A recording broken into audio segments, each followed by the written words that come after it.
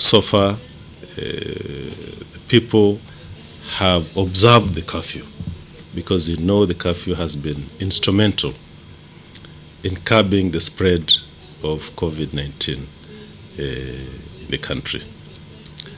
And of course, people are quite happy about the easing of the removal of restrictions on movement in Kilifi and Kwale.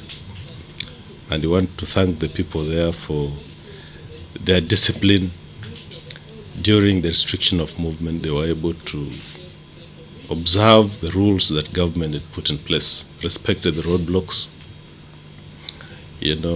respected the curfew, social distancing rules, and that's why infections in those two counties have been minimal.